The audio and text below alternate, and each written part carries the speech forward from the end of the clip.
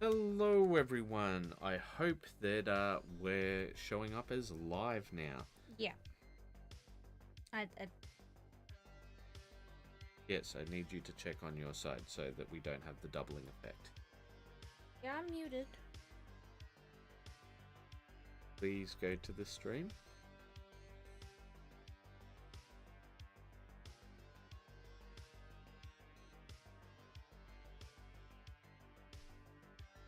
Yeah, we're just oh, Joseph says he can hear us. Yay, fantastic. that's great. All right, well, let's get started. Hello, penguins.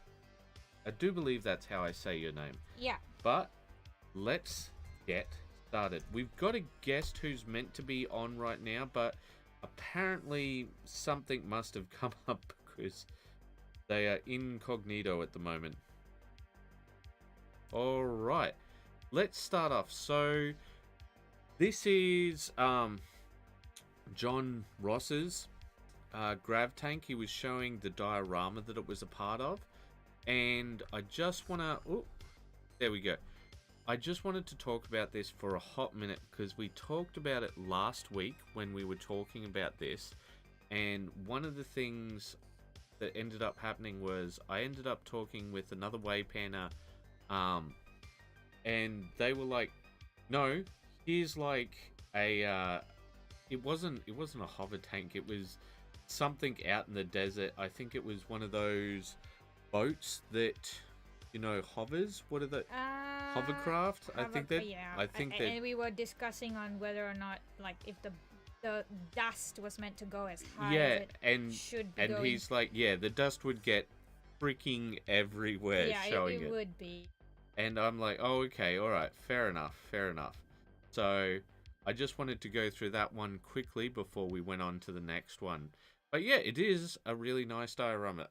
Actually, I'll get your thoughts, Sonny. What do you think? He's gone for like a little bit of an analogous scheme here with the green, blue, purple vibes. So a lot of cool tones, but it's very cohesive in terms of the colors, and I really like that about it. Well, I also like some of like the more like realistic gritty elements, like the 3 painted on the side here. Just little things like that. It's nothing groundbreaking or anything like that, but it makes sense the way things are. It's a very nice diorama. You know, in certain angles, it actually looks like the type of diorama shot that you would see the Warhammer community do. Oh yeah. Yeah, so I think you did a great job there. All right, well, let's move on. Yep, and next is James. A quick update and video seeking. Sorry. And advice seeking. Finished with base colors. I have done some highlights across the armor. Still got a lot more to do. Was hoping someone could recommend what paint for the dirt/gravel on the base and a paint for the broken stone/fallen wall. I plan on painting the bolt shells and grenade pin. Once the base is painted, then I will add the washes to the gold. Shout out to Army Painter Fanatic for their metallic range. It's been the smoothest, easiest metallic, best coverage I have seen from any miniature paint. And if you guys have anything to add over here in the chat, I'm just going to say hello, chat. I will say that gold is looking pretty shiny if he's just used like one color with no sort of radiation up with the true metallic metals. Yeah.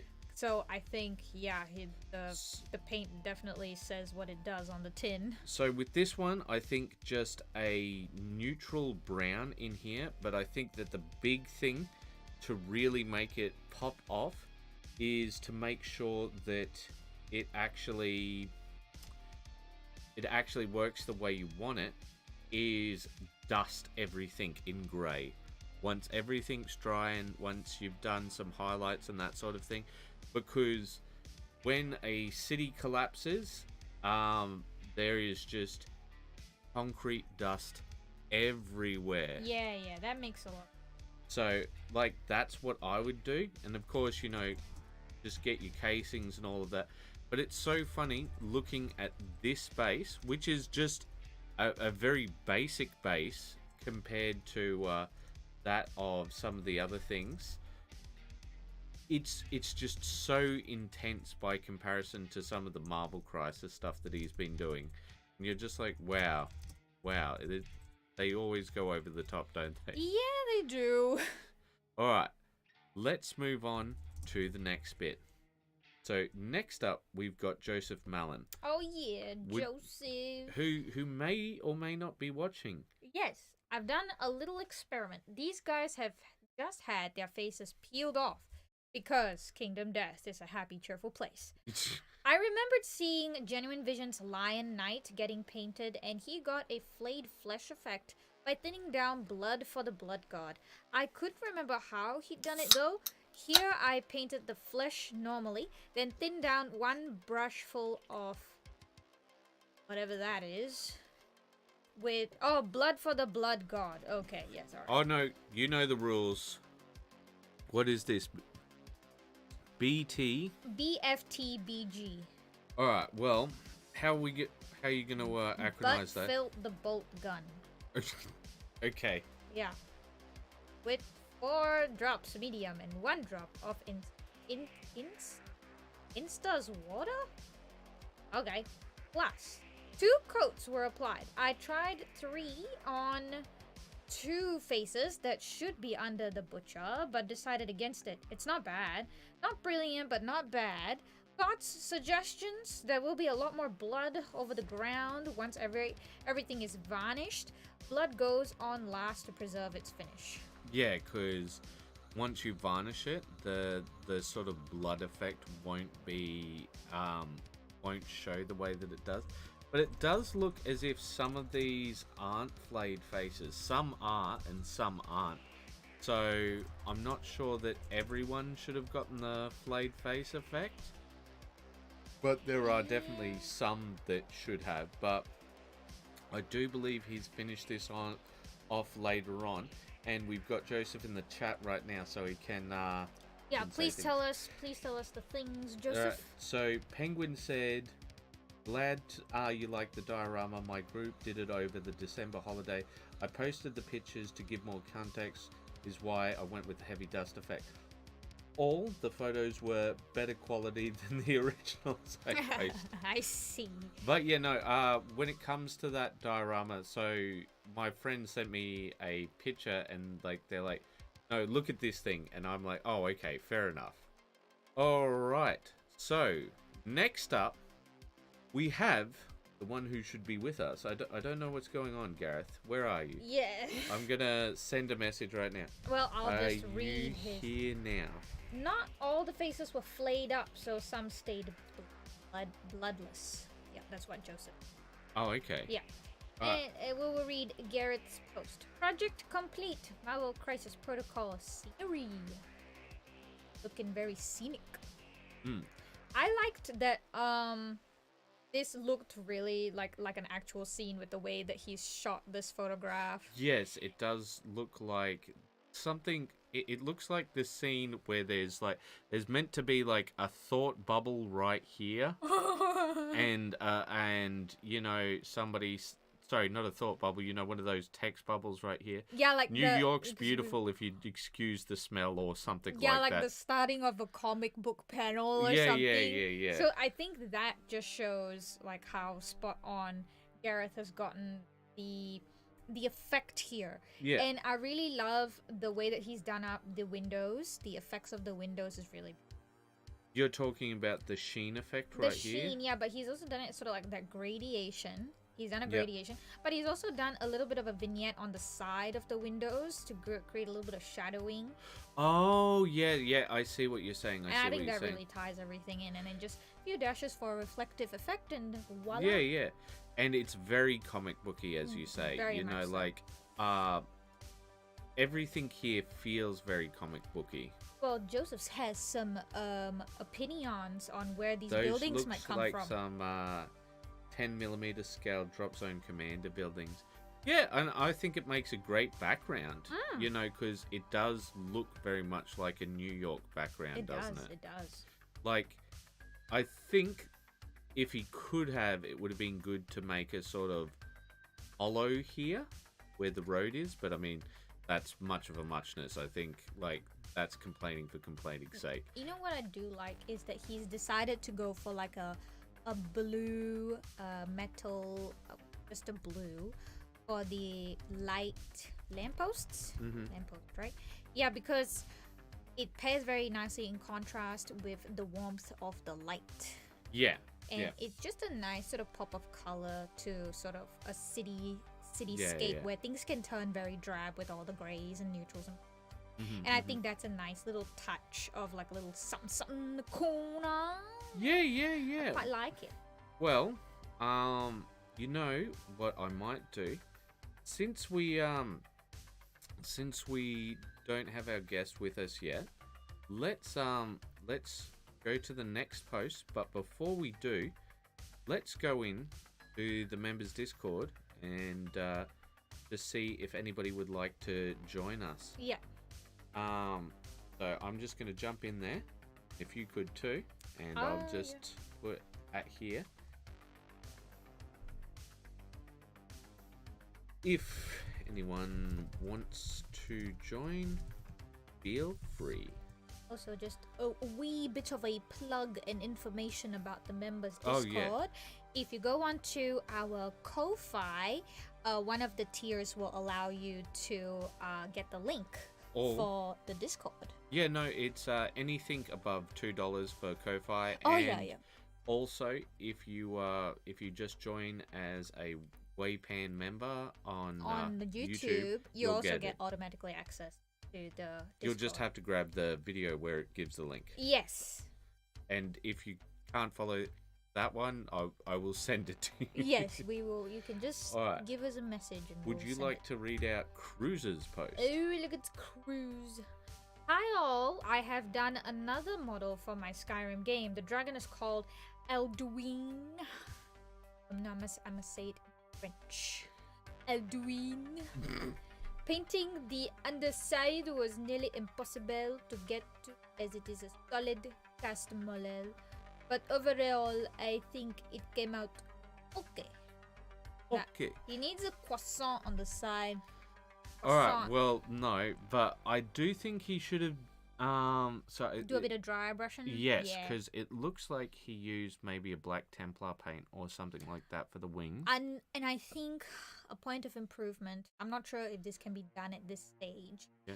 The base it's the same color as the dragon as well.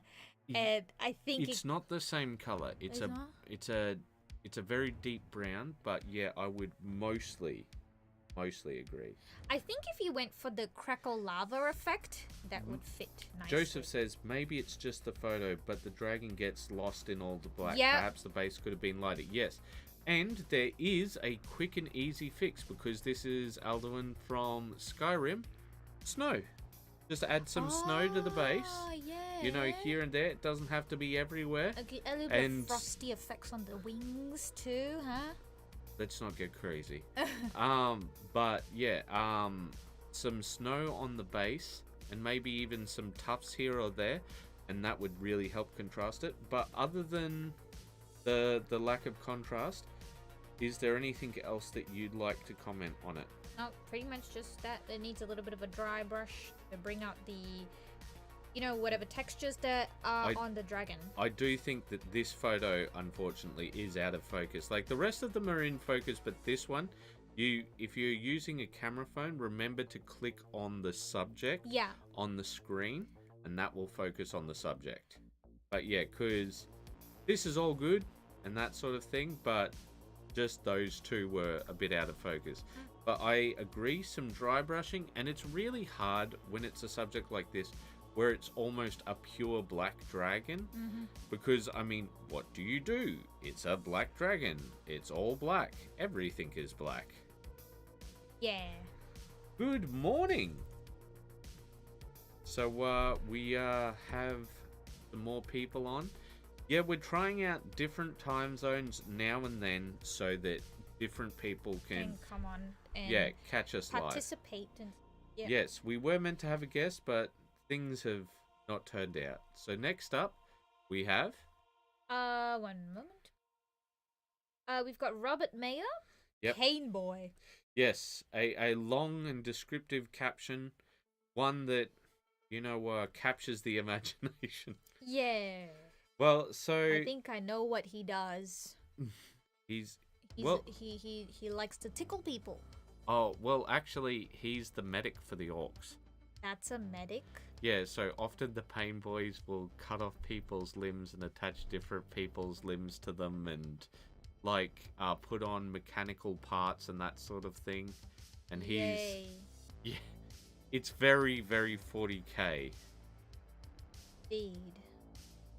But But yeah, I do think that perhaps this green is a bit too friendly for an orc.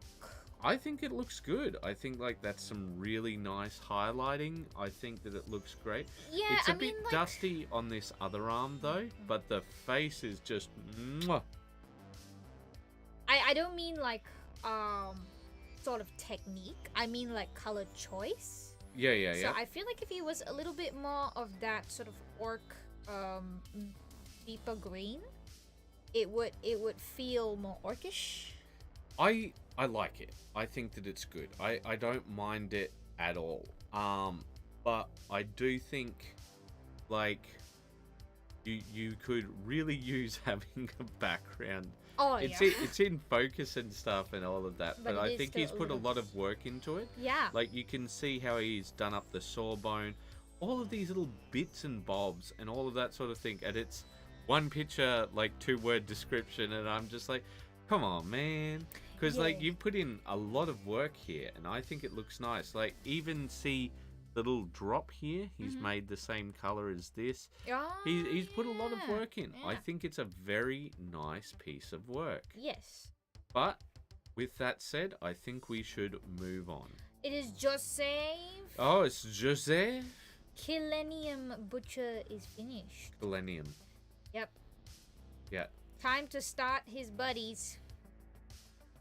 Hey, Oof. Captain Nemo. You're back. He is back. Backstreet Boys are back. Why you like this? Yeah. All right. Well, let's get some commentary for you on this one. And oh, it looks like our guest is here. So hopefully we'll be able to get them on. Let's give it a moment. Okay, 3, 2, 1. All right. Hopefully we'll get them on in no time. Welcome, Mr. Gareth. Hello, hello. Hello. Hey!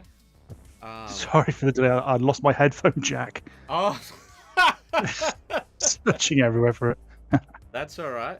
Well, we're currently up to Joseph's piece, and you've come just in time to save Sunny from giving a comment. Or should we make Sunny comment before you do? Oh, I've got nothing to say about the mighty Joe Sutton. Oh, the mighty Joseph. No, it's a different Joe. It's a Joe Malin. As a different Joe, It's a different I- show. who I also know from previous times. Right, bear with me. Yeah. Oh, and Joseph says the gambler had a lot more faces. His ball had around 200 people on it. Yeah, there's a lot of people. Okay, Captain Nemo, where did I go? I wake up to see that you streamed. Not painting right now. I'm at work with sparkle and glitter spray effect. Spraying Being outside is Too many variables. I know that feeling. It's been freezing here in Australia. But mind you, this is Australian freezing, so it's under 10, you know. For us, that not may as well. always under 10. It usually gets. It's been pretty consistently 10 and under. Nice. Well, anyway, sorry. Gareth, could you please give your opinion on the mighty Joe Malin? Yeah, that's some crazy miniatures he's got there. I don't know what range they're from, but yeah, I like what he's doing with them. Death is the range. Kingdom Death. He's done some gloriously disgusting work on them. I really like them. Yes. Is there anything in specific that you like or dislike about them, or more specific comment? He's getting those fleshy tones down really nice. Yes, I would agree with that. What do you think, Sonny? Yeah, I do think those fleshy tones have come out quite nicely with the thinning down of the blood for the blood god, as he has mentioned. Wasn't it Battle Butt Bolter or Oh something? yeah, Battle Butt Bolter. Yep. Because he did not. He broke the rules Well, and didn't say technically what the acronym. he did say. Did he say it and then acronyze yeah, it? Yeah. Oh, okay. Well, you did not say that. Well, it just threw me off because like it was weirdly written with like both capitals and non-capitals and small caps. Well, the one thing, like, I don't know how you would do this properly, because many years ago I did the sort of smaller version of this character, and I tried to do different lantern color effects, right, to show different light sources. But I have no idea how you would actually go about having different levels of OSL. Yeah, like when you've got multiple light sources in the same sort of area. It seems very set up for like an advanced painter. Yeah, especially when you get the light sources bleeding into each other to try and find that. Yeah. That gradient is pretty tricky. I would say maybe like in. You might have to think of it in sort of principle of groups. Like, for example, when you've got lanterns that are pretty much like those ones, you would do like think of it as a radius around those three. Yeah. And then those that are like more further apart, a radius around each. And those the base color, which is the darkest color before you sort of go up into the brightness, they would probably overlap amongst the other lanterns, and that's fine. But maybe you want to keep the sort of brightness where you go like a lighter yellow and then a white closer to the lantern itself, and that would probably create less confusion and make things look safe, if that makes sense. Well, yes, fair call. Let us move on. Next up, who's this bloke? Who is this? I don't know this man. Do you know this man? Well, as per the rules of the game, you must read out your own post. Your own post, yes. Are you able to read? Hang on. I'm just on the Facebook at the moment. I'm scrolling on the Facebook. Whereabouts am I? You should just click on your own name. Is probably the best way to get to it. No, but like he has to find a post that has his name on. Oh no! If you click on your own name on a group, it'll actually show you your own post, which is the only good thing. But you're 5 days ago from now. Ooh, why don't I just send him a screen? Well, Of not the that post. screenshot because it doesn't have all the text on it. He just needs to see the pic. All right. He'll know which one. As you can see, well rehearsed on this one. Well, I hope you'll be We are able live to... and in person. Yes. All right. So, do you have it now? Just give Are we me all some good? time. There we go. Oh, right, yes. Starting out with the Marvel Crisis Protocol. So we've got Pyro, Spider-Man, Magic. I've never heard of Magic before doing this. Me neither. Captain Marvel and Captain America. Is Magic the one with the sword? Yes, she's the leapy, not Cloud from Final Fantasy sword wielder. I mean, that's a Buster sword if ever there was one. Yeah, it's very intense. Oh, are you doing a slap chop method here of the Zenithal? It does look that way. Yeah, I didn't go for a Zenithal straight in. It was a grey undercoat rather than a black, and then work from there. Yeah, that's what we've ended up doing with our Zenithals. And in fact, we're gonna do a video on that at some time in the future. That's a part of our plans, which is you should start with a very dark grey instead of just going from straight black, because one of the things we found is people are like, oh yeah, start out black and all of that sort of thing, and we've tried that, and it just like your color just won't stick. It's just not it's just too dark. Oh yeah, and before I get to my commentary, Joseph says Magic is Colossus's sister. Colossus's sister. Oh, right. creates portals and was kidnapped and raised by demons so that their magic and the sword is part of her soul. Okay. It was in the I see. New Mutants movie, apparently. Okay, I have not We're seen. not up to date. I have not seen. But you know, like if she was kidnapped by demons, it should be the something stupid like she's night. What's the guy who bamps everywhere? The Nightcrawler. Night Stalker. Night Nightcrawler, yeah. Yeah, it should be something like she's secretly also a half sister to Nightcrawler or something, because that's always the way the comics go. But yeah, just classic old. Yeah, I think this turned out really nicely because you started with like a gray base and then moved up to white. I do think that the grey could have been darker though, because the I feel first. like when I see the arm here, it's got very nice depth. Yeah. No, I just look at this grey. It could be dark. I'm not saying a lot darker, but like when I see the final result, right? It's just the shadows aren't as dark by comparison. I think like once you add contrast paint over it, hold up. Is that the plan, to contrast over it? Yes, they were contrasted afterwards. Okay. Yeah, I think when you add contrast paint over, you'll feel very differently because like with contrast paint, you gotta remember that when it shades and through the act of pooling in the recesses, it will make the darker parts darker than its original. So I think starting off with like this sort of lighter gray is not it works in your favor in the end. Alright, so next up we've got Davith. And Davith, he's actually put paint on models. So this is see. We do not rush to the conclusion. Okay. Because it could be an old post, for all you know. All right. I'm giving him the benefit of the doubt, just so you know, I'm the good guy here. Well, let's just see if he really did. If this is new paint or old paint. A bit of before and after. Had to slap some white tack on the connection points for the repulsor's grav plates. But otherwise, this was just a case of getting everything primed with Army Painter's Wolf Grey. Took about 2 hours, but got a real sense of satisfaction after. Always fun to get 2,000 points primed up, ready for painting. And if anyone was curious, the flying stands of the repulsor and the suppressors have been coated in Humbrol masking fluid. We have them. And to peel off later, once the paint job is complete.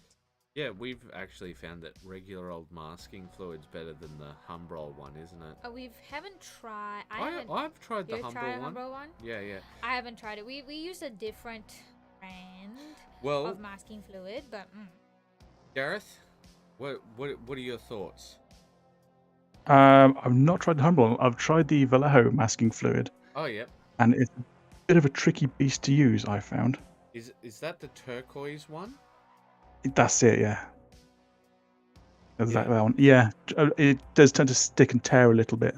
We've got purple. Ours is purple. No, ours is yellow. Ours is purple. No, you're talking about the Humbrol one. The Humbrol one is purple. Yes.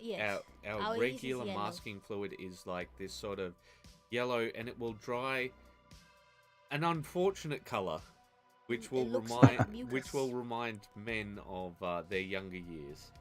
No, that's not lovely. It looks like snot, like dried snot. No, yes, it looks like dried snot, honey. No, it doesn't, because it's semi-transparent. Let's not give any more ideas. Family show. All right. It's a person. I don't know this person. Who's this person? Oh, all right. So Sunny wants me to move on, but before we move on, Gareth, what do you think of Davith actually moving on to painting for once? Good start. Going in for the full 2,000, getting it all done at once. That's a brave move. It is a brave move. More power to him. Yes. I wonder if he's going to go hairy stick or try and airbrush it through. I've got no idea, but I'm just glad to see paint on models, because he's been absolutely. He's been doing a lot of conversions. He's always converting, and he's always showing his past stuff and then collectible pictures. Anyway, Joseph says, gloss varnish before using masking fluid to help stop it sticking and get it off ASAP. Don't leave it overnight. It's awkward stuff. I see. All right, so I'm just going to do a very quick readout. Yes. It's Member Monday. Why does community mean so much to me? I mean, let's admit it. Painting is a very individual hobby. You do it alone for hours on end. It's rare that people ever get to paint with someone else, let alone a group. But that's something some people can't admit to, but I'm happy to. We're social animals. It's what drives us. And many believe it's what makes us smarter. It certainly makes us better painters. What do I mean by better painters? More likely to accomplish our goals, friendlier, and able to access a greater amount of skills. Why do we recommend other people so much? Brushstrokes, painting guides, and so on. The reason is essentially if you limit yourself to just one channel, one source of information, or just lock yourself in a room, you're not going to get all of this knowledge. Just go out there. There's so many people willing to help you.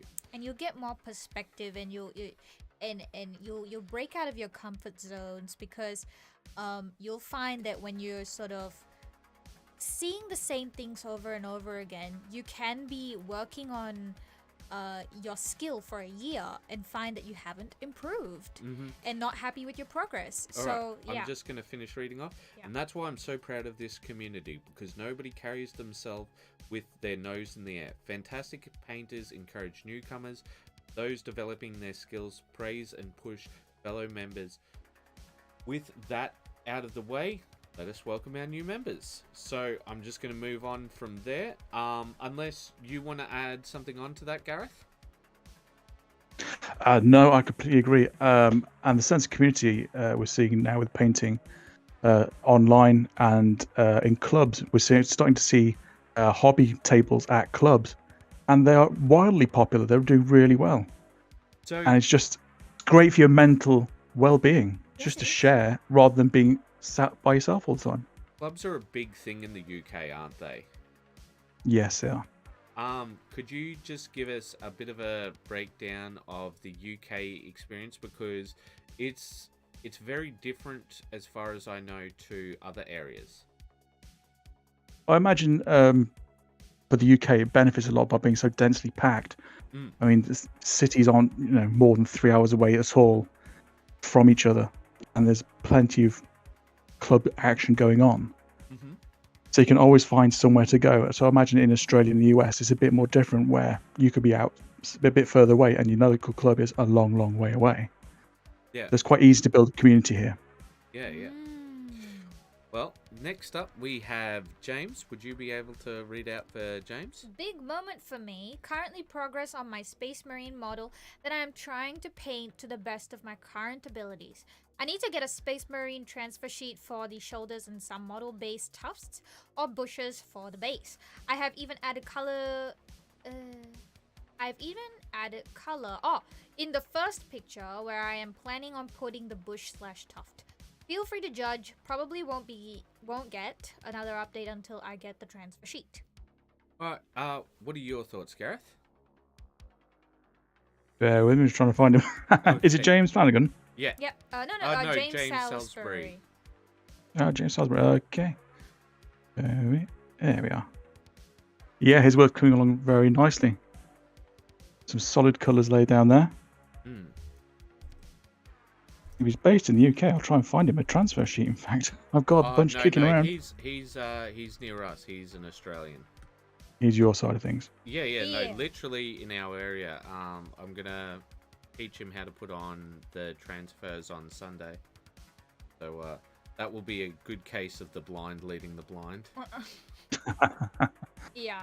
Cal thinks that he's not the bestest with at transfers. Well, to be fair, I'm not the best with transfers, but yeah. Quite finicky. Yes, well, I mean, sorry, you go, Gareth. I say you're singing the song of my people. Their transfers are of the devil and horrible things. Well, And when you see people who manage to lay them on and weather them up, you're going, oh, ooh. What are you Yeah. doing, mate? Yeah, well, the thing I've found is that only if you're going to put paint on after them do they actually end up looking better. Like, if they're a part of a weathering process. I think if you're already weathering initially, then yeah, if it fits in nicely. Yeah. But if whether it's separately, just that bit, then it's going to look a bit weird. Yeah. I think if, like, when you try and do it clean, it's quite difficult. But so, for my advice on this bit right here, the one thing that I would say is with the highlights, they're a bit sketchy. So, like, you take a look along here and you just see that it's this stark line. It doesn't go all the way to the bottom. It's quite thick. But on the other side, very nice, very clean. So a bit inconsistent. But other than that, I don't think that there's anything wrong with it. I think his placement of the tuft is fine, but I do feel like he does need that brown or something else on the base, because otherwise the tuft is just going to seem quite alien, because it seems like a very sort of destroyed cityscape.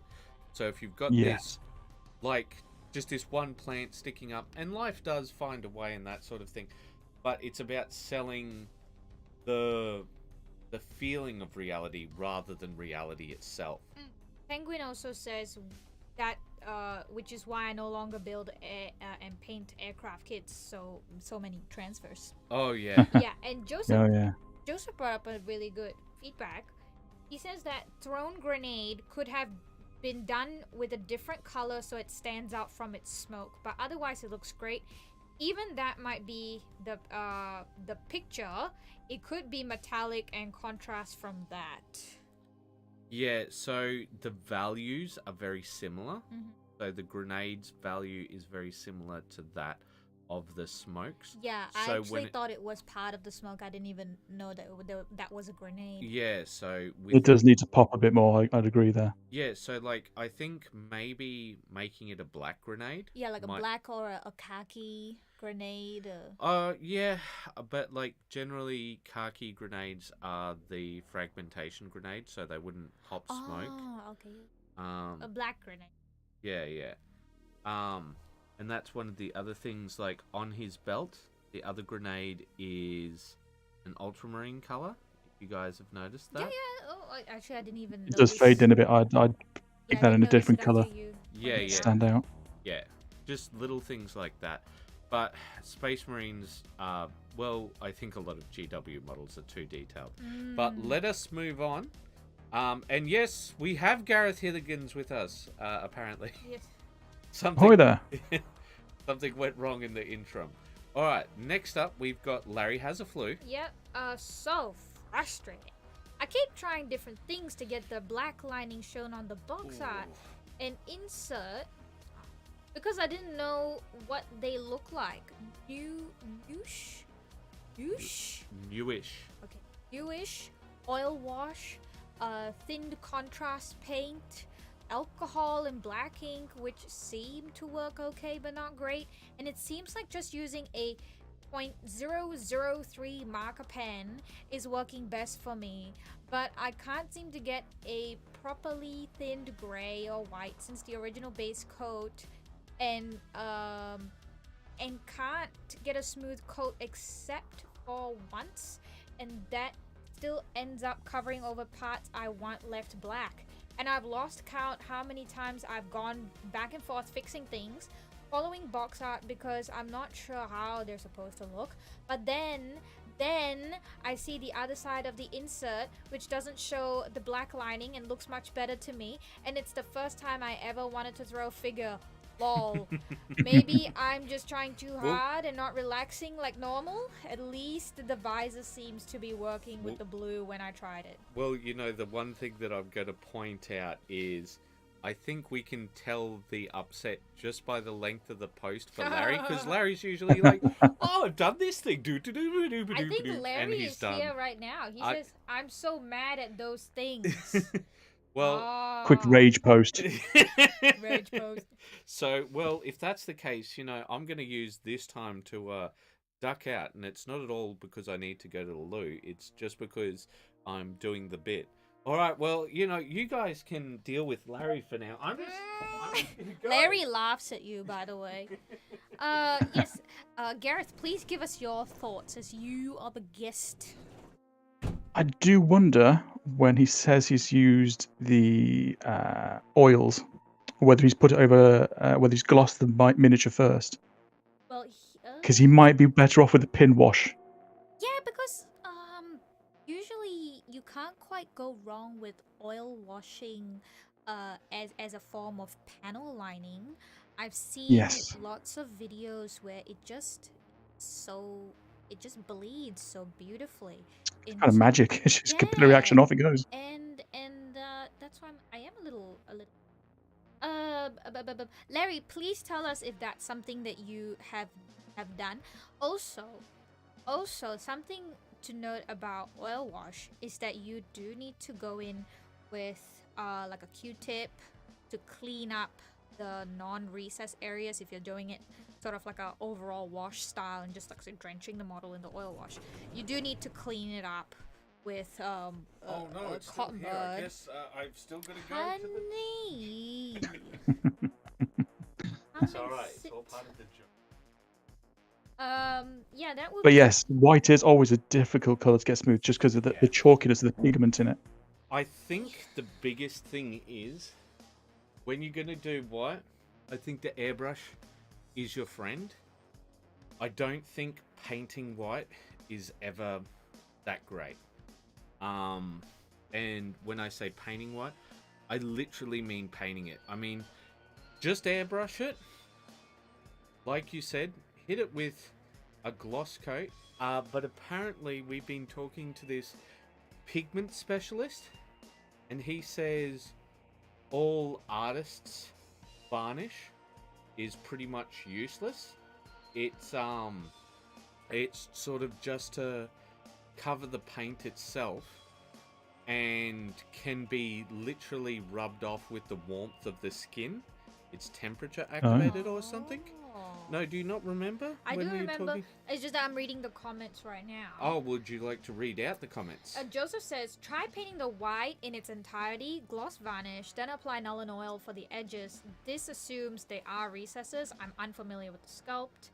And Joseph says, the gloss will discourage the wash from sticking to other areas. Exactly, yeah. Yeah, white sucks. Airbrush off white, then Zenithal white if you can. That's a good idea. Mm-hmm. And then the Larry says... The Larry. Yeah, no, because I always Larry. I always get confused because his YouTube username is different, and I think he's someone else. So no, I didn't gloss, but I should have. When I cleaned with the Q-tip, it rubbed off. Oh my god! Yeah, I believe you. Yeah, no, because I recently used oils, and when you thin them down enough, essentially you're just adding paint remover to Oh yeah, because it's using like the thinner turpentine. Yeah. Right. So like the thing is, if you're going to use oils properly, you really got to put on that gloss coat, which really does like add an extra step. And the other part is, if you're going to add a gloss coat, you've got to add a matte coat after, or like a semi-gloss. Satin. Satin. Thank you. Yeah, the satin, the mats, yeah. And so, like, I think that you can use oils without those protections, but you got to be so super careful. I think Larry has more. Oh, yes. Some of the areas that the box art shows are raised, not recessed. Raised, not recessed. Okay. Apparently. I would make a point, though. Yeah. That on the box art, most of that miniature is actually in grey. It's fairly edge highlighted in white. You don't need to paint the entire miniature in white. Yeah. That is. You're trying to get it to that sort of light off-white grey and then it's just pure white along the edges and blend that in. So That is correct. if I look at this, I would say most probably what's been done is what they did was they did the grey with an airbrush and then airbrushed on like this white along here, along down there. Either that or it's washed in here. It is washed in. You think it's washed in? Washed, definitely. But not, if you take not the second on the model, it looks that way. Yeah, but not on that curved surface there. I think the thing to note about white, Larry, is that because when you've got like black and white, using of black and white, because they're the opposite side of the extremes in terms of the values, if you do not give it some form of a transitionary color, it looks so stark and wrong once you're done, which is probably why when you were trying repeatedly you felt that it looked wrong, because the black is just too stark against the white when you want it to be just like a thin veneer of this outline. And I think one, Joseph is correct. You should start with a very pale gray and then work your way up to white as your highlight. And then two, you should try a sort of very deep gray instead of a pure black for the lining. I think we've spent like almost 10 minutes on this one, so we're gonna have to move on because like essentially everyone's saying the same thing about how white sucks. All right, next up. Got Marcel. My line is done. I had an idea for the chapter symbol of the Dark Angels to give him those. His watches are ready too. Maybe I'll try to work with shadows and brighter areas on his cloak later on. Maybe when my skills are better. But for now I'm done, and he get his place next to my Night Haunter. Okay. All right. Yeah, So nice. Gareth, your thoughts? Yeah, he's done some nice work there. All the colours are, he's colouring inside the lines. They've been put down nicely. The next thing he says, you look at is started to put some highlight back in there, some pop. So yeah, good start, and he knows where he wants to go next. Oh, and I think there's that dwarf there at the end. Sonny, what are your thoughts on him? I do think that perhaps a matte varnish for the cloak would really benefit this model if he's not going to anything further in terms of highlight. Yeah, I do think an overall matte varnish on fabrics area would really help. And but other than that, I think I've done a good job on this model. Maybe a few more highlights on the true metallic metals. Yeah. Yeah, I mean. Oh no. Yes, please. I've seen something I don't like. Oh yes. Oh, critique time. Okay. All right, and edges of bases. Yeah. Once you put your sand on, make sure you run your thumb around the rim and tidy it up. Yeah. That overspill, not nice. Yeah. So I'll be the bad guy on this one. I think that the cloak just lacks highlights, because I take a look in here and I look at the shadows and the highlights and I don't see them. So the undercloak I don't mind as much. There seems to be some sort of attempt at shadows and highlights, and that's okay. It's okay to, fail, essentially, to not get exactly what you want. That's okay. It's okay to come at something and things didn't work out, because it looks like what he did was he used a contrast paint there or something. You think? Or a wash, I'm not sure, with the undercloak. Your underside. No, yeah, definitely. And some of the times things don't work out there, and some of the times, yes, you should just move on. But I feel with the cloak here, so let's go into the cloak a bit, right? You got some nasty pooling there. Yeah, so I think when it comes to this, I take a look at it and there's just not a lot of depth with the cloak. Yeah, it just seems to be base coated, and there is no further highlighting on it. It's just the light. I think no, because I can see some of the wash here. Oh. You see, take a look through there and along here. But I think what you really need to do is cloaks are the best chance for you to try just the most intense blending ever, right? And see, even if you fail at it, you'll still do all right, and you do get points for effort. I really think that you should try and push yourself with the cloak, because that is one of the biggest features of this model. And I think just sort of leaving it as a block color and hoping that the washes will carry you through. Like, I'm not trying to be mean. I may sound very mean right now, but the thing is, this is a model you can come back to. It's okay to leave it for now, as you said, and like try again later. But please... if he's collecting Dark Angels, he should have plenty of robed bodies he can sort of practice. Yeah, for sure. Get it cracked on and have a go at it. Yeah, and the thing is, this is going to be your feature model, so you really want to go hard with it. So that's all I have to say on that one. And I'm sorry if I sound a little bit harsh on that one, but I do think with the lion model, you kind of want to. You sort of want to go ham. Yeah, because it is meant like a bit of a display model, that one. And who is this person? Who's this guy? All right, well, we'll let them read out their post. Hang on, which one are we on? We're on your one. The one we filled. Is it the figures or is it the scenery? No, it's the figures. The figures. There we go. Yeah. Yeah, so managed to finish the Crisis Protocol figures. And I don't like Slapshot much. That's what I've learned from that. Because Larry gave me some advice. He said, "Did you thin your paints for the contrast paints?" I was like, no, perhaps I should. And it did turn out much better. You could see the transitions, but I thought they were quite flat.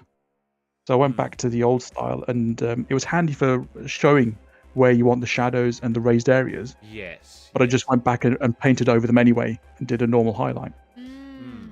So it's useful, but it's if you've done it for a bit, if you know your painting, then it's not too much use for you. Well, I think that I really dislike Slapshot because a lot of people tout it as a... How can I put it? They tout it as a single solution. Like, with that's the answer to everything. But yes. Hey, welcome back, Broken Posture Painting. And hello, Neil TV? Nayland TV. Yeah, it's alright. I know words. I can see that. But I think that you're very much right with that, Gareth. But before I go on, I'll ask Sunny, what do you think of these ones? Oh, I think it turned out really great, and like I don't know which particular models you had issue with contrast, but I think they all, you set it up well, because as I mentioned before, like the shadows don't look super harsh because you started with a gray and then moved your way up to white. And yes, Slap Chop, I think there's a few considerations. Like, if you want it to look good and work well, like we said, you don't want to start from straight black one, and you don't want to use a harsh hog hair brush either. You want a soft makeup blending brush so that it comes close to that sort of zenithal finish of an airbrush, and it doesn't look scratchy. You know, it's so easy for the paint job to look so scratchy. Yeah, that's what I was going to say with this guy in particular. You can see the grains even from this distance. I see. Because look, we've seen a lot of your other stuff, and it's so smooth. Like, this literally has more grain than the dumpsters that you've done next to them, which is unfortunate. But that's my primary. The dry brush. Sorry. Yeah, go.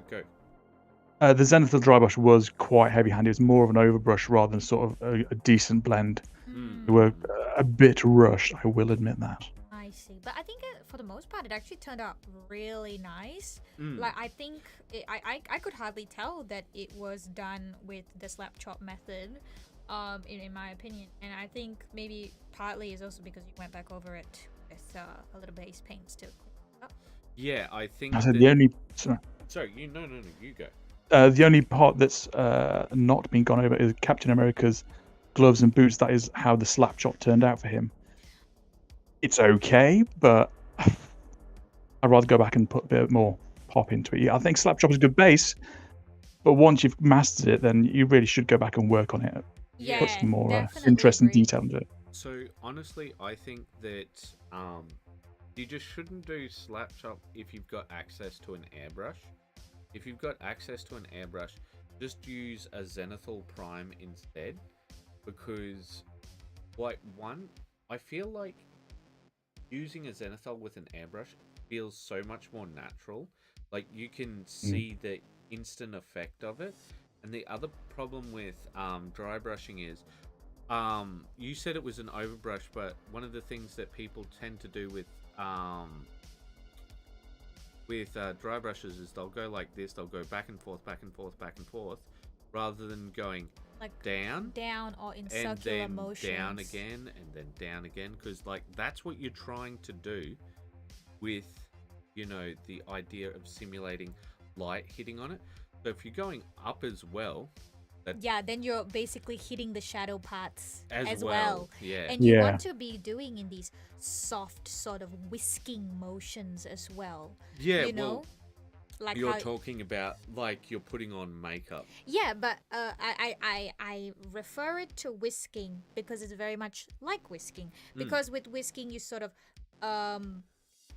it's not the same as buffing. Because when you buff, One you're sec. So Natalie says, sorry if the spelling is wrong, but we're basically in audible 10% of the other speaker. Okay, let me try. All right, so we are inaudible, is that what they're saying? all right, so I'm gonna turn us up and see if that helps. Naylon, can you tell us if we're sounding better now? Yeah, I've turned us up a great deal. But anyway, please continue, Sunny. Sorry Yeah. for cutting you off. So I compare it to the whisking motion and not buffing, because when you buff, you are using circular motion, but you're putting pressure. Continuous pressure, and you buff. But with whisking, you're sort of trying to add air Yeah. to make it fluffy. So when you think about it in that sort of mentality, you're less likely to put more pressure on your brush on the model. Well, I think there is. I think that if we're gonna take a look at someone like that, no, you're totally fine. TV, don't worry about it. Look, people make errors, including us. Yeah. Like that's the whole point of this Yeah, show. live You know. stream always has a way Well- of screwing us over because of like some Well, halfway later. not so much that. What I want to show is that we are taking on feedback as well. I know what I'm saying is that usually we'll just be saying things and then suddenly all of us it's tinny and nobody knows the whys until someone says something. Yeah, So okay. please tell us if things are not quite right. So because we can't know until someone says something. But I do think we will we'll move on. Move along. So next up we've got John Ross. yeah, John Ross. My bolt action project so far, I had to zoom out to get all the miniatures in the frame. I think it's a pretty clear photo, but it is flash photography, which is not going to Yeah. be very good. Well, what are your thoughts, Gareth? Oh, there's a lot to look through on there. Yes, you're not wrong. Yes, mostly nice, cohesive throughout the army. Yep. All the basing's been done well. It's a good-looking army. It's difficult to tell though. I can't scroll in too far. Yeah, so I'll zoom in a bit, but I do believe this is a work in progress, and I do believe that the flash has. washed it out quite Yeah. a bit, yeah. But I also believe that these are much smaller miniatures. Bolt action is 10mm, is it, or 15? Yes, I believe so. Yeah, much more. Yeah, it's so it like you can't judge too harshly. Like that's one of the things that I like to say. You know, you gotta not scale your feedback. Give feedback appropriate to what people are doing. And like he's done some really intense helmets here, and knowing the historical peoples, that is how the helmets actually look. I have no idea why you would have these intense looking helmets and then a grey uniform. Yeah, like but I have no doubt that that is how they really were. Bolt action is 28mm. Is it 28mm or is it more like Lord of the Rings 28mm? Because there is different ones. You know, that's kind of the dumb thing about these sort of scalings, because it's like, oh, is it 32mm for this game or is it 32mm oh yeah, for like that 32mm heroic or 32mm like the realistic. Yeah, because like it makes scale so inconsistent and people can't get a proper idea of what is what when they're trying to get things down. Penguin says 28mm, so it must be just straight up 28mm. But that is a whip, so we will move on. But as per tradition says, I will read out this one. It's Whip Wednesday. Hashtag Whip Wednesday. Inari's Judgment commission finally finished. Sangeetha helped quite a bit until basing, which is all me. What are you painting now? Alright, so Gareth, judge me harshly. Bear with me, armor scrolling. He's scrolling. Well, you're in it for it this time. Scrolling. Hang on, I found Sangeetha. I have found. Well, if you guys want to fill in just what yeah, I'm trying to find. Sure. So this is for a game called Bushido, and I've been doing these guys off and on for almost a year now for my client. We did a lot of goblins and something else while we were going along, but that was such a long time ago that we did the goblins and we did the Jung pirates. Yeah, I love the water dragon. I liked the Jung pirates. They were great. They were very interesting. I do think this turned out even better than the Jung pirates. Well, I think also having it so that they had a more sort of cohesive theme rather than being sort of all over the place like they do with the rest of the game. Yeah. I think that's one of the things that a lot of indie games don't do well. Sorry, there's a comment there. Would you like to read it out? Broken Posture says they are looking great. Thank you very much. They are. I found them. That is a very good looking force. Oh, Yeah, also, indeed. Gareth, sorry, because if you take a look at the group chat, I've actually linked live stream link there if it's easier for you to follow live stream. Because normally that's how with guests. With guests we just give them the link and they can follow along and comment. It's okay. If you've got the Facebook post, that's better though. So should I go back to the front, Gareth, and you can judge me harshly. Yeah, please give us and feedback. that is very tasty work right there. Very vibrant colours on the orange and the turquoise. Really nice. Only thing I'd say I might do differently. Yeah. The little crouching fox dude, his sword. Yep. So I will go to that guy. I think he's at the back. This is maybe a little more work on the blades, on the silvering. Yeah, so with that, I wanted to try and do the true metallic metal. So like right here. So yeah, this is its golden angle. Like you'll see that it's got that shine there, and the rest is very dark. Because essentially that's where the lights and the shadows fall naturally. But yeah, true metallic metal steel is probably my weakest point. It's a tricky one to do. Gold lends itself well. That's quite a bit easier to do, but silver is a tricky one to pull off. Would you like to read out? Yeah, Joseph says, I wonder if those blue bases overpower the models when they're all bunched up for a group shot. Otherwise, fantastic paint jobs. Yeah, I can see what you're saying there, because it really is quite striking. The blue of the base. So the reason I've got these very We wouldn't call these teal. They wouldn't be cyan either. What would you call? Cyan. Oh. Cyan. They're very. They're. Oh, It's cyan. okay. Fine. I was almost going to say powdered blue. It's cyan. Okay. All right. Fine. I'll let you have this one. I see. But is there anyone other than the little fox, Doug, with the knife that you wanted to comment on? Just looking through, I'm loving the autumn theme basing. Oh yes. Thank you very much. Yeah, no, I'm gonna speed through the first two, but I put a lot of effort into my basing. I do really love the. It feels like if these were the actual characters in the forest, you're the giant. You freeze them in place, and then you carve out a circle and put it on a base. Yeah. That's how it feels because it's so realistic. Well, I always try and put a lot of effort into basing because your base helps tell a story, and it helps Frame your model as well. Yeah, it helps tells where they are, and I think the autumn theme goes really well with these models in particular because you've got those teals and the oranges. Yeah. The clashing. Complementary. They're complementary, but I feel like they clash quite strongly with those particular colors. And this is the basing that I'm most proud of, where it's got the little log and all of that. But one thing, this was what the client was like. I sort of put a lot of leaves on as a bit of a meme, and he's like, yes, yes, it's just yes! like the movie.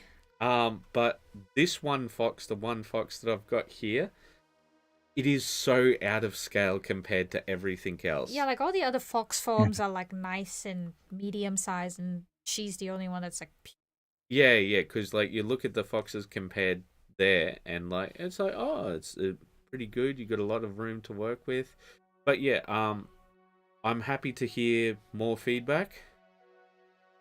I was just looking at the bowman with the blind wolf. Yep.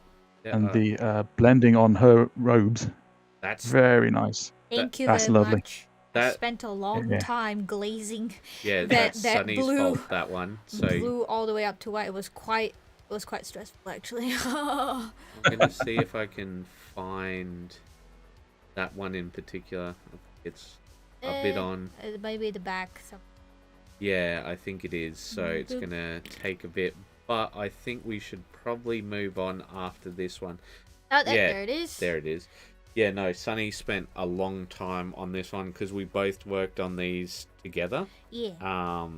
And so we'd fix up each other's mistakes and stuff, but I think Sunny, you pretty much did this one. I did all this, and the idea was that it's meant to be a blue tinted white. Yeah.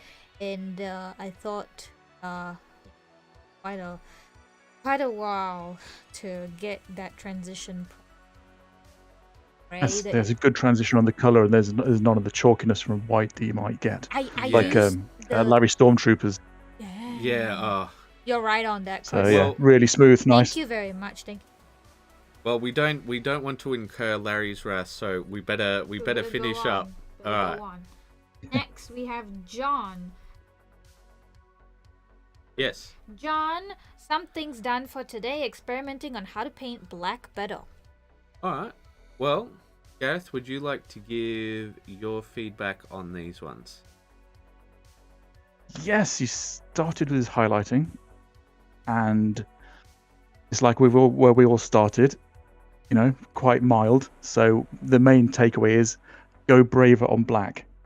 Get some real highlights in there because black it really needs it.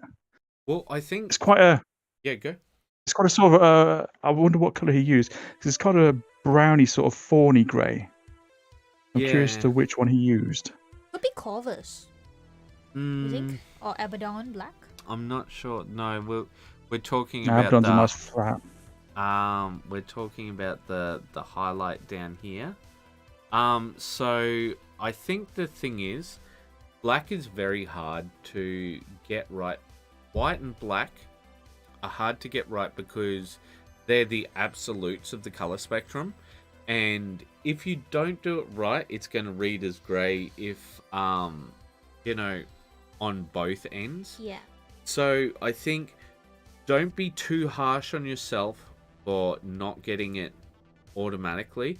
But I would say that currently, as things are, as you're sort of going on, you can hide some of your mistakes when it comes to some of this by using sponging and sponging on some battle damage, so that it doesn't seem as much like you haven't quite got there.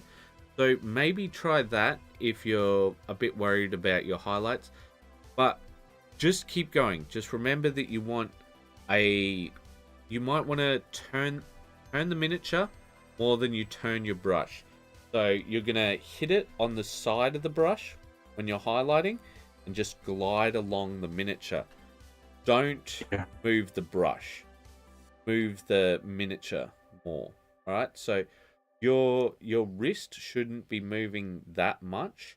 I know I'm doing a hand motion and it doesn't really help you on screen, but just imagine you've got a brush in your hand and you're just going back and forth, and then you turn the miniature to get to the next section.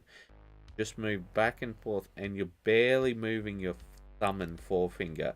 You're not really moving your hand at all, or your wrist. Yeah. Just your thumb and forefinger, and just back and forth. Yep.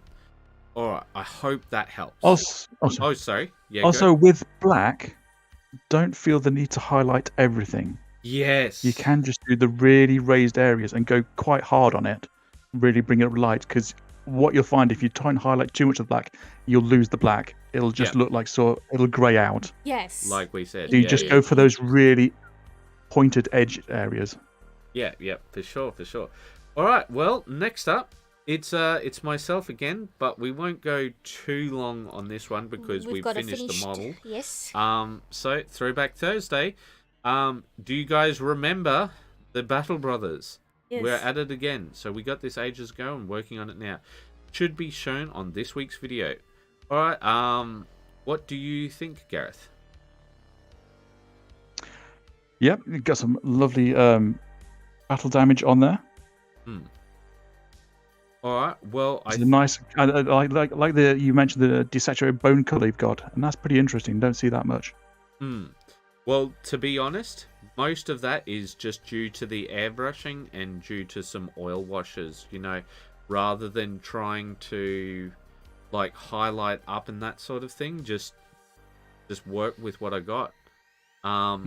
And I think we'll just move on from this one because next up we've got Sunny's.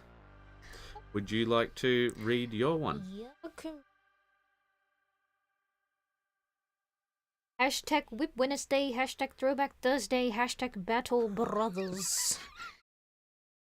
Technically too late for Whip Wednesday, but Henry and I are catching on with the trends and worked on our Terminators till 4.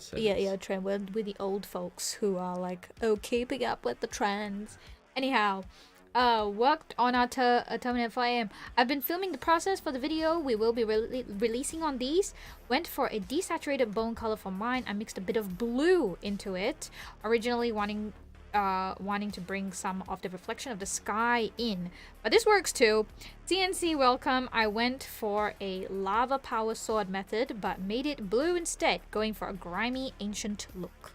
All right, Gareth, what are your thoughts? Yeah, turned out really good. I like the different work on the power sword there, and you copped a little bit of OSL. What are you thinking with the bases? What are you going to do with these guys? You'll see it at the end. So that's why I said we'll skip over these pretty quickly, because otherwise we'll be treading the same ground. All right. Yep. So we've got another Throwback Thursday. With the Throwback Thursdays, guys, we're not going to spend as long on them because obviously they're not current whips. But if you could read out for Larry, Larry has a flu. Okay, got it. Yep. My first ever GW figure. Been a little unmotivated this week, so I thought I would share the figure that moved me to get back into this hobby seriously. Who wonders why Larry is unmotivated? Could it have something to do with a white model? No one knows. And really improve my skills. Need to keep them brushes wet after all. Hashtag Throwback Thursday. Yeah. Man, well, I Gareth, love this model. what do you think? Oh, I read it the first time. I was like, "Whoa, first model! That's amazing!" Yeah. I was like, "Oh, first GW model. He must have done other stuff for that." Because Yeah. put that's really us all nice. to shame, Larry. I wish my first model looked like that. Yeah. My first model was more like, have you seen the memes where it's you know, the thin your paints thing, and it's just some guy screaming along Goop going, Marine. "Yeah!" just screaming it, because that was my first model. Oh my god, Naylan used my joke. Oh, what's that? A lovely paint job must be painted by someone Called called Alan. Alan. Oh! I'm going to send a ha ha ha because yes. All right. So next up, we've got Nicholas Pryor, not Nicholas Future. He's a Soviet armored company I paid up many moons ago for the Cold War Commander, 6mm scale. This, like, the paint job's fine. There's nothing wrong with it, that sort of thing. But when I take a look at this, right, this is a classic thing of scale gone wrong with some of the hair. You're talking about the grass. Yeah, because I say it almost looks like hair at this scale because it's too big. Yeah, it's too big. You know, that's why they've got the different millimeter scales of the static grass. Oh, did they? Oh, but okay. Get your thoughts, Gareth? Yeah, I quite agree. It's like battle damage. You have to be careful with it because it just gets way out of scale very quickly. Yeah. But once again, oh, sorry. Were you going to say something more? Are you looking for? Is it a bit gloss though? Looks like it could do with a bit of matting down. Yeah, no. But yeah, and I think we'll just leave it on that because it's a Throwback Thursday post. All right. So next up, we've got Joss Ron managed to get this one done just in time for a game this weekend. Joseph says, "Too big. You haven't seen my lawn." Oh well, you know, keep it to yourself. All right. So Gareth, your thoughts on this very rusted? That is one nice mucky vehicle, isn't it? It is a mucky vehicle. That has seen some action. Well, I don't mind the sort of thing that he's gone for, but one of the things that I very much noticed was on the front of this vehicle is, I think, when it comes to some of these things, the transfers, as we agreed earlier in the thing that they are the devil, but with this, they're too clean. Like, they need weathering in, yeah. Yeah, because you take a look at that and you're just like, what's going on? That's my thoughts. If you manage to stipple some of the orange over it, that would tie them in a little bit. I agree. Or like even get the what is the decal softener? I think these could really use with some decal softener, and then, you know, as you said, sponge on some of the other color. Sunny, what are your thoughts on this vehicle? It's a bit difficult. I'm not all that grass. Yeah. The bum region. I don't know how I feel about that. I get the concept. It feels a bit odd in that sense. I think also the other thing is it doesn't have splatter with the mud. You know? Yeah, it it's definitely all looks caked on. Dusty, but We'll see. Yeah. But not Muddy. muddy. Maybe a little bit of a wet mud effect. Yeah, Yeah, because he's yeah. got some nice mud effect along the edge of the wooden area. Yeah. But not anywhere else, which is a bit like throwing off. It throws it off a little. Yeah. I agree. But let's move on to next up. We got James. James. It is still technically Throwback Thursday. When I got back into miniature painting just last year, I had gotten these D&D player models to practice on as my first models. Half of them I am still happy with, the other half I want to spray them white and start all over again. Yeah, well, look, we all start somewhere. And the thing is, James, when it comes to this, like, you can see how you've progressed. And what I think this group will be good for is clicking on your name and clicking a year ago, a year from now, and then just going, wow. Look at that. Yeah, and just seeing how much you've grown. Because I've seen you grow. I think we all have. Yeah. And it's really nice seeing that growth. And, like, the thing is, we can all grow. It's not just you. But if you've got anything to say, Gareth, go right ahead. No, I completely agree. You've got to see what you've done previously. Remind yourself of that. Yeah, it's See how you've grown. not first ever painted model CNC welcome. It's my first time Teehee, and it's Golden Demon Award winning thing. Oh my god, yeah. All right, so next up, well, Sunny, this is your one. Is it? I see. So you could read out. Hashtag Brattle Brothers update on the Termy boy. Oh, sorry. Broken Posture says, especially in those first few years, you grow so much. Yes, you do. You do. But you have to put the effort in. That's one of the things I want to say, Broken. You don't just grow without reason. And he says, keep up the great work, James. Yeah, for sure. Glad to hear it. And Joseph says, you're a grower, not a shower? Or Shower. Yeah, Yes. Shower. That's what I thought. Yes. But Not yeah. a shower. That's Yes, yes, family friendly show. Not a shower. All right. Read out if you could, Sunny. Update on the Termy boy. All that's left is the basing. I have to say, for my very first Space Marine, I am pretty chuffed with the results. I have loved seeing Alex, Justin, Jason, and Brushstrokes renditions. It gave both me and Henry lots of inspiration and passion.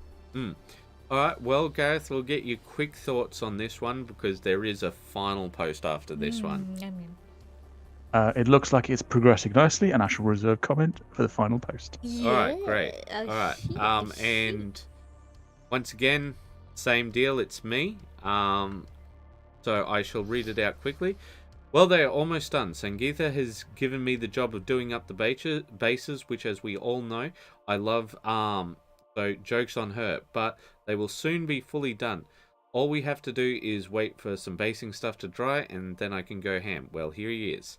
And yep, this is him. I was pretty happy with this sword, but if you want to comment on anything, Gareth, or would you prefer to wait for the final result?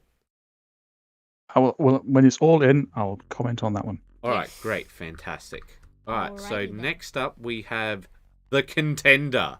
The Contender That's 2. what I'm going to call him now, the Contender. The Contender.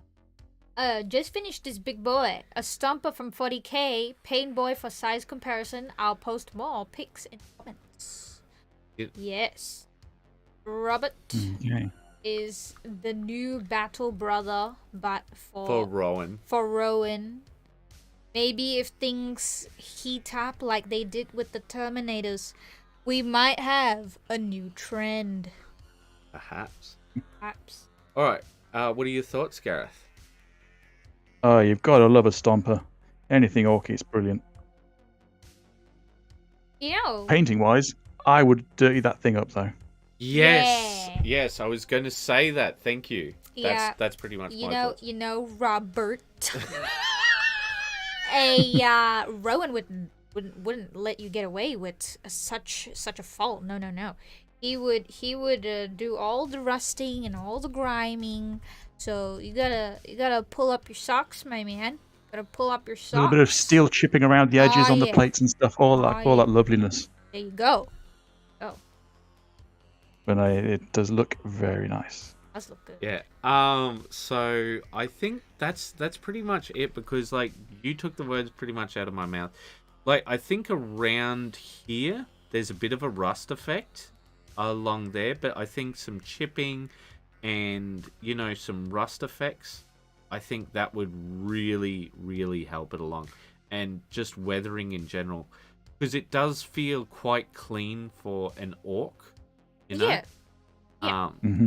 But other than that, I think it looks great. I really love the way that the colors have popped. You know, it seems very unified, but I do like how he's got just the occasional red panel amongst all of the Yeah, blue. a little bit of a dust. A good mismatch of plates is welded Yeah, together yeah. from whatever they can find. Yeah. Yeah. Because yeah. orcs are all about being mix and matchy.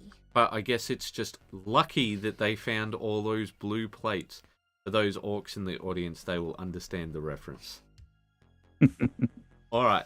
So next up, we've got a work in progress by Joseph. By Joseph. Joseph. Work continues on the wish seekers. I don't know what wish they be seeking, but they all have thighs. Oh yes. Thighs for days. I have a feeling that these women could crush watermelons between their thighs. I think that is the wish some of you are seeking. Oh no! I mean, tell me I'm wrong. Come on. Oh, Gareth, save me! I'm just looking at them, and there's no saving from this. The bonk stick is going to be deployed, I think. Yes, the bonk stick, the anti-horny stick. Oh yes. yes. You gotta call the Shiba Inu Yes. to come in and do the bonk. But yeah, this is more Kingdom Death then, is it? Yes, is. yes. Kingdom Death has that very lusty anime style, shall we call it? Very, very ample There is women. a lot going on there. Ample women. Yeah. Yes. So the women in Kingdom Death, despite it being a sort of survival horror game, don't worry, they're getting fed. They're getting fed. They're birthing the children. Yes. Don't you worry. Yeah, they've got childbearing hips. Don't you worry. Yeah. But I do. But yeah, it looks like it's coming along nicely. The red is Breastfeeding an army. looking good. Well, I feel like it's quite glossy. Like, it feels like that's reflective more than it is, highlights. But I do like the skin. And I also like the steel work here. The steel work, I think, is coming along really nicely. And the gold, because gold has been a weakness of his. Yes. So, like, just a great level of reflective sheen here. I think it looks really nice. Nice bone. Yeah. But it is a work in progress, so I guess we will move along. Oh, Joseph says something. Oh, what does Joseph has to say? First, Nayland says, high priority on thick thighs, low priority on body armor. Yes. Yes. They need the access to breastfeed the army. Let's just keep that in mind. I try to be the family friendly one, and you are a monster. So we're going off Joseph says something. He says they are very healthy. No skinny minis in KDN. Yes, alright. Well, you can read out the next post. Thank you very much, you so-and-so. Douglas Elvin whip on this model from Squidma Miniatures. Trying to go for a model combat Shang Shang feel. The name of this piece is called Nightcap, and the idea is the necromancer is huffing some life essence out of animals in place of a beer or a whiskey at the end of a night. Well, Gareth, let's get your thoughts. I'm just looking at that smoke huffing. Is that an effect he's put on, or is that? It has to be an effect because, like, it's semi-transparent. I think it's that part must have been printed or manufactured in clear. Yeah, I agree. And then he's put on some sort of... I think it might have been manufactured in that colour because it seems too consistent, but you might be right. Addition. Yeah. So, yeah, I'll throw you back to you, Gareth. Sorry. Just looking at the...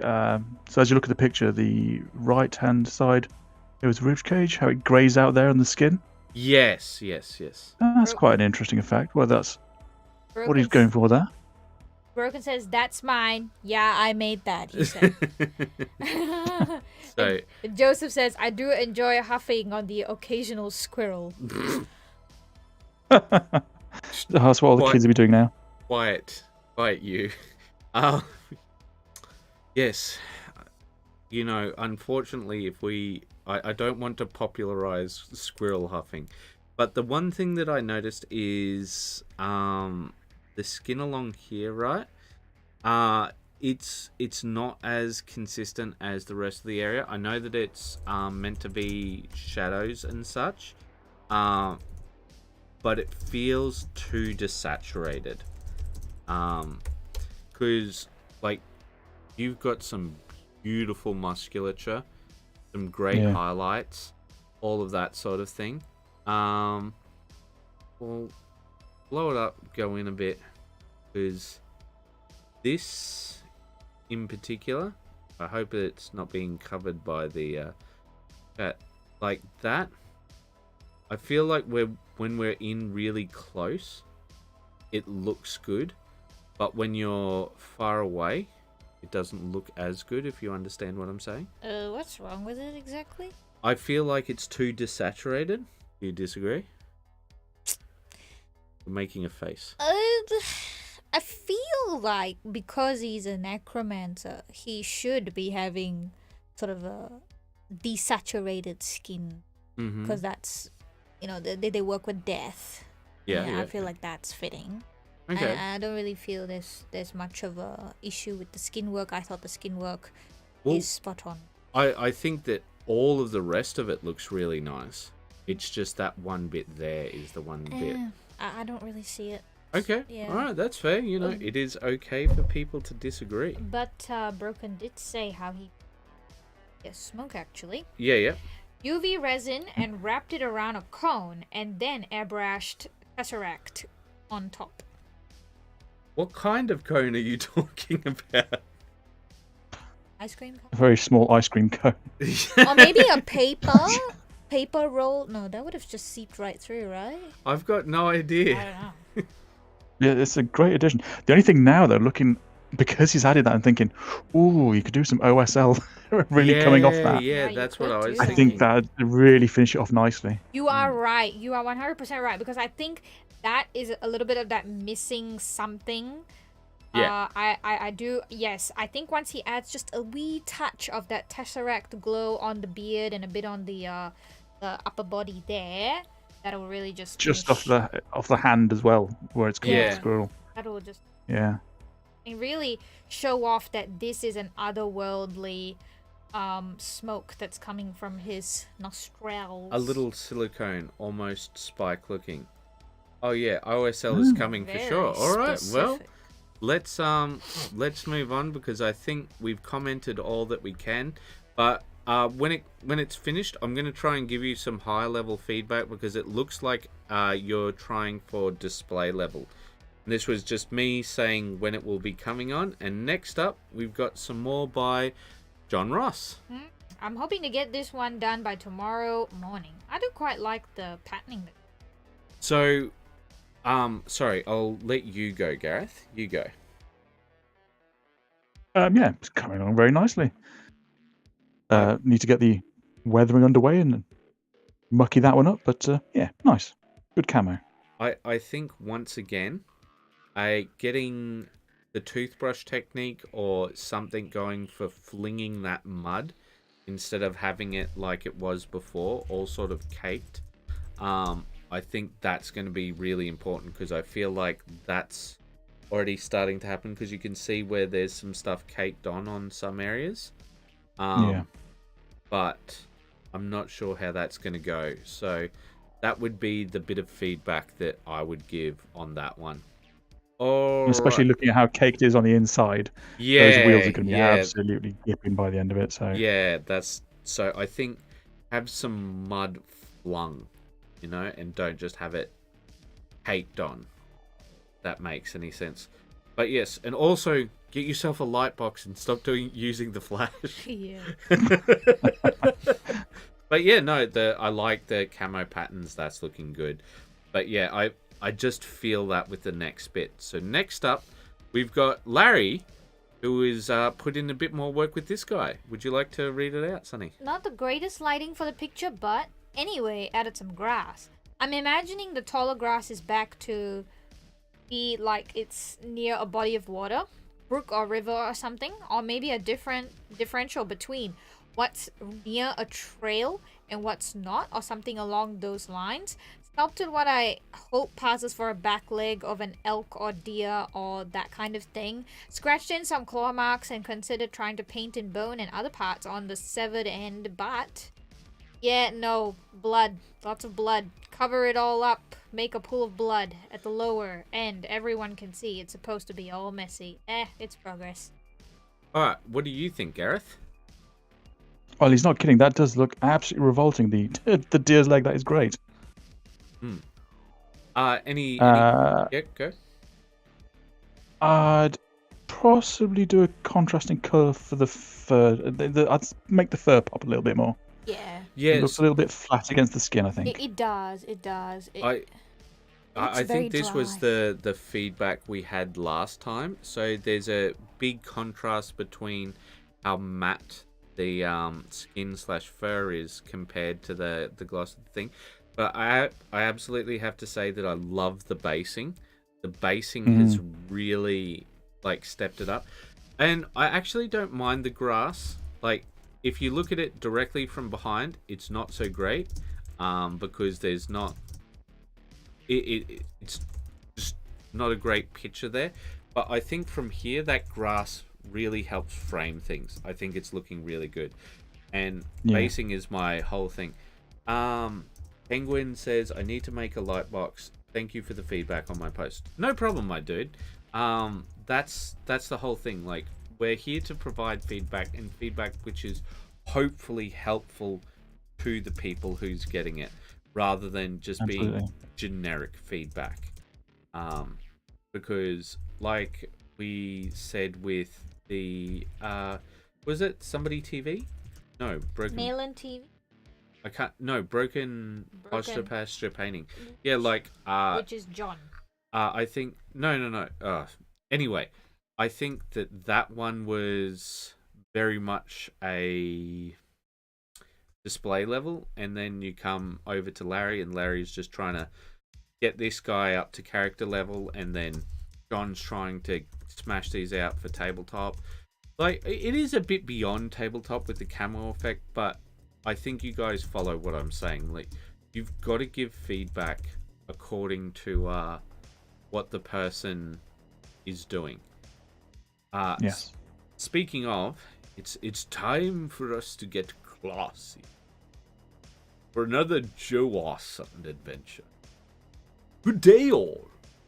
There has been a little hype around Horus Heresy in the area, as 4 of my mates and or friends went to an event. So talking with one of them, they tried to turn my Talon army into something usable in Horus Heresy. But due to what I have finished, he couldn't. I know there is a demon faction, and I have been looking at them for a while, but I didn't have a list, although I did have some models that I wanted to get done. Okay, I can't keep doing it. Alright, so sent to list. Loose list is Demon Sovereign, about the size of a Dreadnought, 2 units of Brutes, bigger than a Terminator, 2 units of, 2 units of Lesser Demons, 20 Demons, 2 units of 10 Demons, Baroth, Archdemon Lord. Is this Horus Heresy? Yeah, the demons of the Runestorm. Oh, right, they're unaligned demons, aren't they, with the Runestorm? Yeah, before they found out how warpy things can really get. Yeah, so It looks like his yeah. War Machine stuff. He's going to be using that. Yeah. So I'm using my old War Machine's Krix army as the base and doing some conversions. While there's a whole lot of choices I made and just enjoyed the ride. Remember, a Mecha Demon army, a bit like the Doom computer game. Oh, nice. All right, well, let's go through. Let's go on this Joe R. Sutton adventure. So here's one of the older ones. It looks like he's just rebasing some of these guys as the lesser demons. They're ghostly, okay, so whatever this that is. This guy's going to get a makeover, apparently. So then here's some of the original War Machines. How is War Machines going in the UK? The big events, I think, are still filling out, but it's definitely not the power that it used to be, Is that which is a shame. It was a butt. Yeah, that's what I thought. Oh yeah, Mechanic Thralls all got their butts out.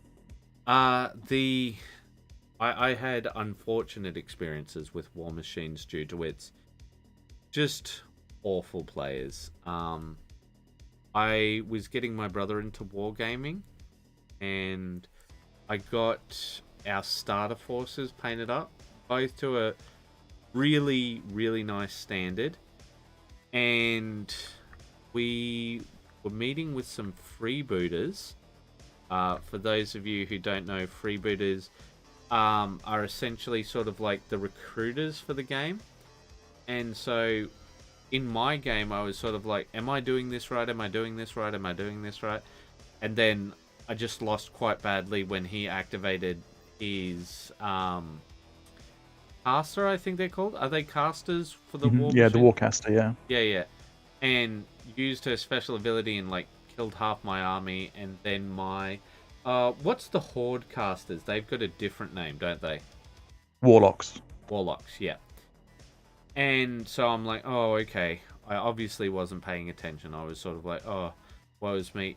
But my brother, he's a different sort of person. He plays poker and wins money. He's very sort of focused and doesn't get distracted by things easily. Joseph has a comment. Oh, yeah. Hell, Joe R. Sutton used to run one of the biggest events in the UK, and now he's doing this with his armies. Ooh, that's not a Yeah, good sign. blood and oil, yeah. Yeah. But what? But War Machine is a very difficult game to get into. It's got a high learning curve.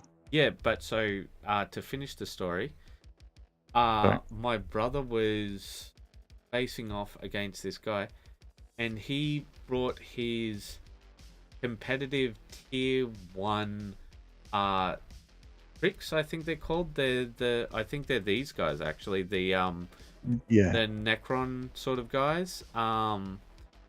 And my brother almost squeezed in a win against him. And you've got to understand, this was like my brother's third game. We booked these guys because we thought they were gonna teach us the finer points of the game.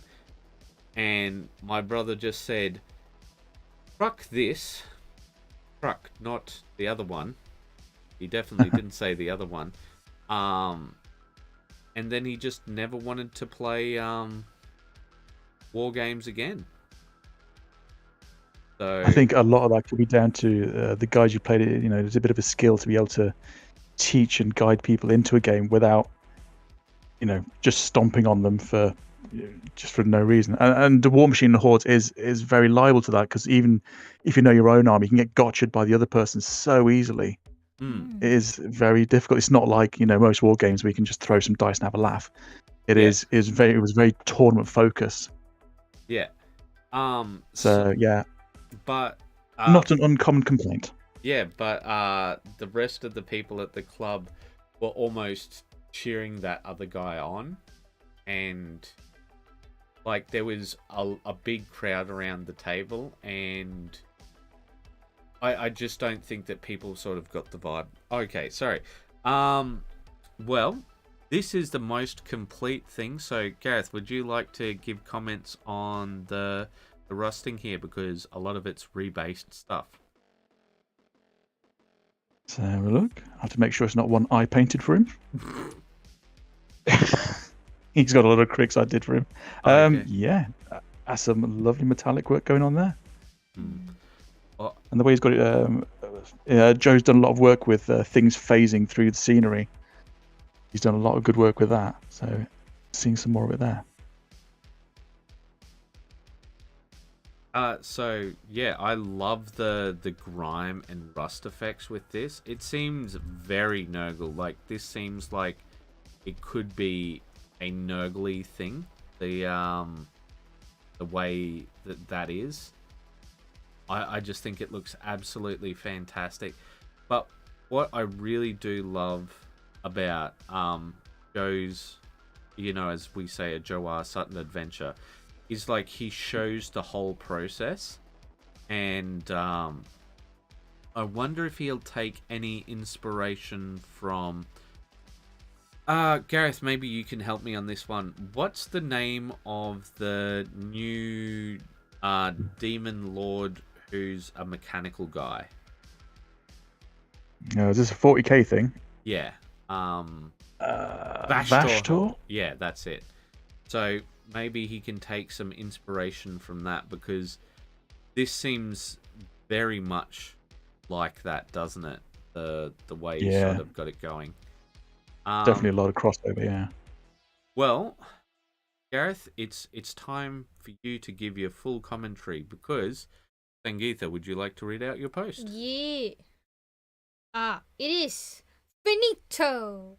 After Henry did up the basing, I'm sorry, guys. I think we will take the trophy for the Battle of the Bros. Yes. Oh no. All right, so right, let's have a look then. So there's a kind of a jungle vibe then on the basing. I like that. What did you use for the leaves, the plants? Okay, so this now it's time for my own Joe R. Sutton adventure. So what I did was I went out and I got some bark and from our local area. I baked it so that things aren't growing inside it. And then so my first layer is the Lawn Ore Special, as Joseph might remember, where it's a mix of PVA, sand, and craft paint. And then straight on top of that, before it sets, I put in that bark, which is put into a food processor and blended. That's what the first layer of ground cover is. The second layer of that's giving you the kind of mulch look. Yeah. The second layer of ground cover is, I think, some Italian herbs and spices. From I've forgotten, Master Foods, I think it is. Yeah, Master Foods. And so it's that. Then it's some of the mulch mixed in with that, and then some just I've forgotten. I think we got them from Rue 35, but they're just birch seed leaves dyed. As you see those little bits of green leaves, because I use them very sparingly. But the way that I do it is I would just put on first the herbs and spices, and then the other ground cover, and then I'd put the leaves on top so that you've naturally got not that much PVA there. And then after that, the bark was pressed in at the first stage, which is just a rock, obviously. They add some scrub. Yeah, and then I just added some moss. But yes, so that's enough about my basing. Gareth, please comment on the painting. Sorry about that. I'm liking it. It's very crisp, lovely work. Got some great battle damage on there. Some nice grime streaking. So the shield, is it Sangeetha's one on the shield? Yeah. That's very nice. Things I would do slightly differently. Oh, yes? Yeah. I would, on the power sword on Sangeetha's, I would go pretty up to white, down near the hilt and along the emitter. Yeah. Because you've got OSL on the face Mm-mm. and the chest crest. You want a slightly brighter blue up to white. Mm-mm. It's a stronger light to get it going that far, I would say. Yeah, okay, I see what. And maybe the chest crest, it looks a little bit blunt on the OSL there. But other than that, just looks like it's just a little light blue. Looks Just a a little touch. touch of the softer blue, just to feather it back in. All right. But Well, no, they are really good, really nice miniatures. Thank you very much. I'm looking at the power sword and the other one as well, and that's an interesting fact. I'll move on to that one next. So yeah, Okay. there is one bit of criticism I'm going to give to Sangeeth because we know that everybody's going to say it. You put the pauldrons I on did. backwards, and also you just stuck this thing in the middle of the thing. You're did. just like, I I'm done. I'm sick of couldn't this get it miniature. to fit. I was struggling enough as it was, and I didn't want to chip the paint because I was using tweezers and. All right. Well, if you've got any more commentary, Gareth, please go ahead. But other than that, I think we'll move on to my one. Hold up. Yeah. Joseph says, I used some of that mix to fill in screw holes the other day and color match the files. The tiles. The tiles? What are we I think he's about? talking about whatever you use to do the basing. Oh, okay, yeah. But yeah, if you've got anything left to say on Sangeetha's one, please do, Gareth. But if not, I think we'll move on. No, top quality, like that one. All right. Now you can go to the one that's not quite top quality. I'll read it out. Here they are, done. Just in time for the review. What do you think? Hashtag Battle Brothers. Hashtag Deathwing. Hashtag WAYPN. All right, and I'm going to load this up while we take a cruise along my guy. And I added on my one, because I didn't have the rocks like she did, the, what are they called? The cut leaf plants? Yeah, like the paper plants. Paper plants. But I've really come around on these ones.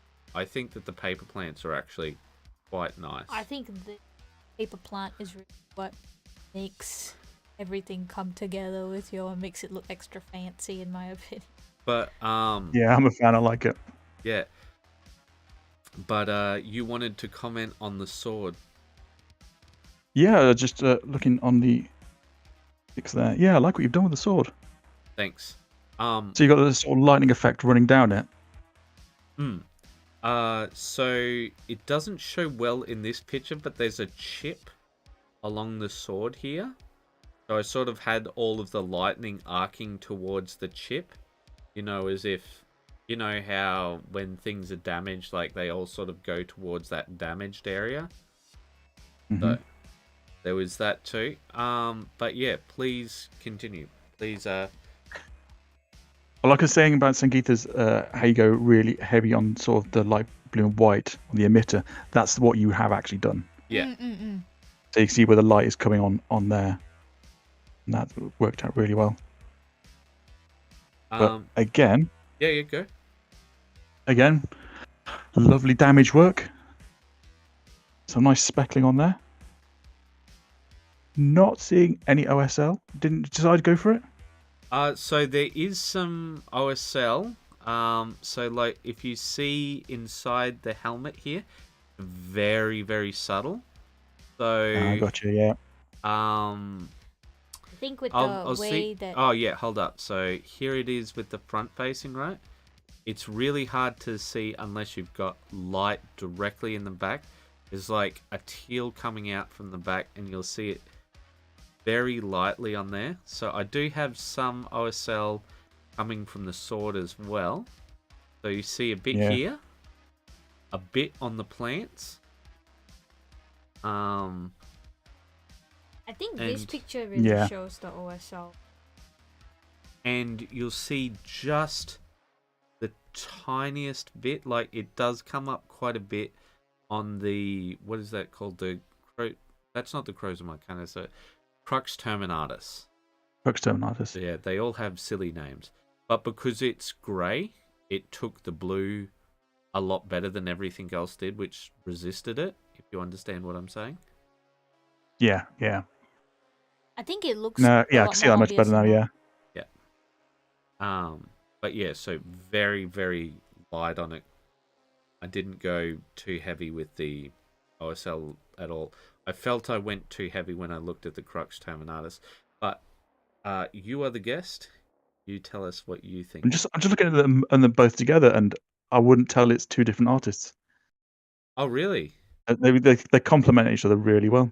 That's why we're the wieners, because they're the battle bros. Hmm. The best the brotherest of bros.